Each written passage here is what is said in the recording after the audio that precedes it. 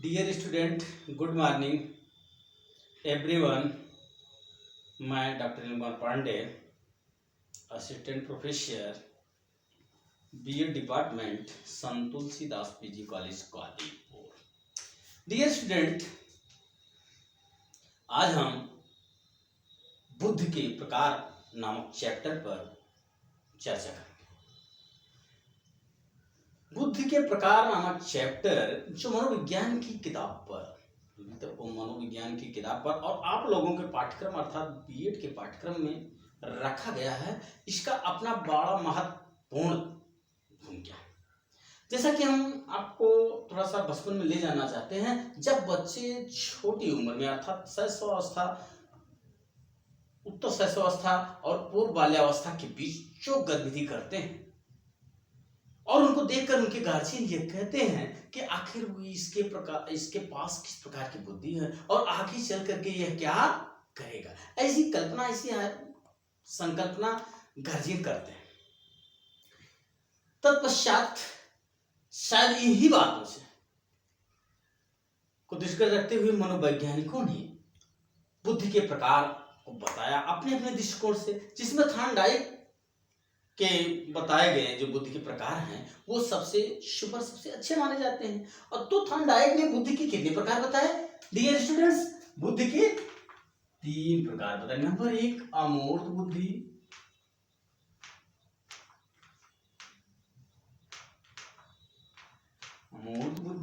Number 2 मूर्त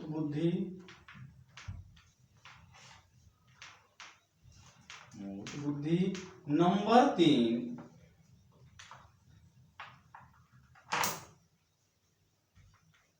सामाजिक।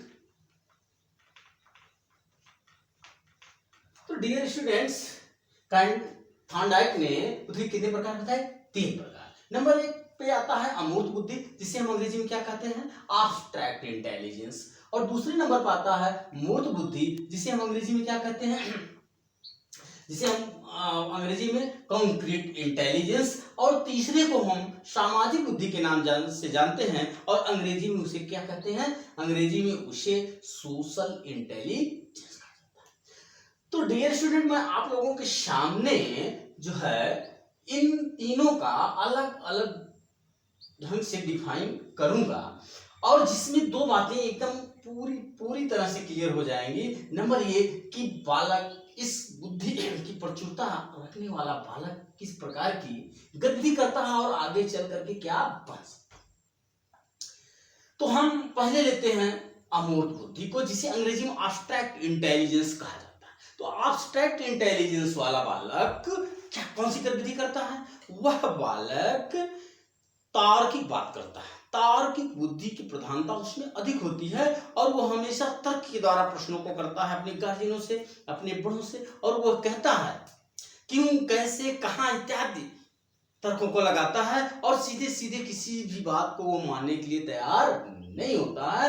ऐसी गतिविधि बालक अपनी बाल्यावस्था में करता है, इस प्रकार की बुद्धि की प्रचुरता रखने वाला। अब दूसरा सवाल यह है कि इस प्रकार की बुद्धि रखने वाला बालक आगे चलकर क्या बन सकता है? इस प्रकार की बुद्धि रखने वाला बालक आगे चलकर साहित्यकार बन सकता है, दार्शनिक बन सकता है, कलाकार बन सकता है, बहुत बड़ा संत हो सकता है, कथावाचक हो सकता है, आदि हो सकता है। दूसरी प्रकार की अगर हम बुद्धि ले थॉर्नडाइक के अकॉर्डिंग, तो वो होता है मूर्त बुद्धि। मूर्त बुद्धि को अंग्रेजी में कहते हैं कॉन्क्रीट इंटेलिजेंस। कॉन्क्रीट इंटेलिजेंस की प्रधानता रखने वाला बालक क्या करता है? कौन सी गतिविधि करता है? वह खिलौनों को क्या करता है? बनाता है। आप खरीद के लाते हैं महंगी से महंगी खिलौने, उसे क्या करता है? वो तोड़ देता है। तोड़ने के बाद उसे बनाने का क्या करता है? प्रयास करता है। और बनाने के प्रयास करता है तो जब उससे नहीं बन पाता तो आपसे बनवाने का प्रयास करता है आपसे। और कभी कभी ऐसा होता है कि वह आपसे संभव हो पाता है और नहीं भी होता है। तो इस प्रकार की गतिविधि करने वाला बालक आगे चलकर क्या हो सकता है, क्या होने की संभावना है? वह क्या हो सकता है? इंजीनियर हो सकता है, कारपेंटर हो सकता है, और भी तमाम हस्त क्रियाओं में क्या हो सकता है? निपुण हो सकता है और महत्वपूर्ण स्थान रखता है। उसके बाद तीसरा आता है सामाजिक बुद्धि अकॉर्डिंग टू थॉर्नडाइक।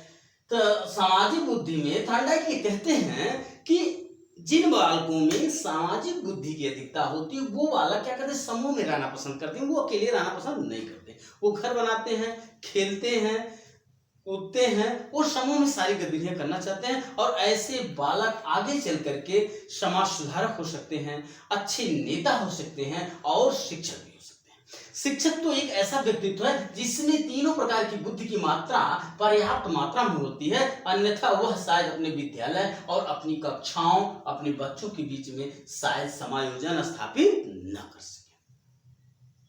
तो पुनः मैं आपको रिपीट कर देता हूं कि मूर्त बुद्धि रखने वाला बालक कौन सी गतिविधि करता है, वह तार्किक चिंतन करता है और तर्क के माध्यम से प्रश्नों को पूछता है, जैसे क्यों, कैसे, क्या। और ये आगे चलकर दार्शनिक हो सकता है, ये संत हो सकता है, साहित्यकार हो सकता है, इत्यादि हो सकता है। और मूर्त बुद्धि रखने वाला बालक अर्थात कंक्रीट इंटेलिजेंस वाला बालक, तो वो क्या करता है, वो खिलौनों को बनाता है, बिगाड़ता है, फिर आपसे बनवाने का प्रयास करता है। और इस प्रकार के बालक आगे चल करके इंजीनियर हो सकते हैं, मैकेनिक हो सकते हैं, कारपेंटर हो सकते हैं। और सामाजिक बुद्धि रखने वाला बालक, सोशल इंटेलिजेंस वाला बालक, वो क्या करता है, वो समूह में रहने का प्रयास करता है और साथ ही साथ ऐसी गतिविधि करने वाले बालक आगे चल करके एक अच्छे समाज सुधारक, एक अच्छे राजनेता और शिक्षक भी हो सकते हैं। तो dear student, this chapter is solved.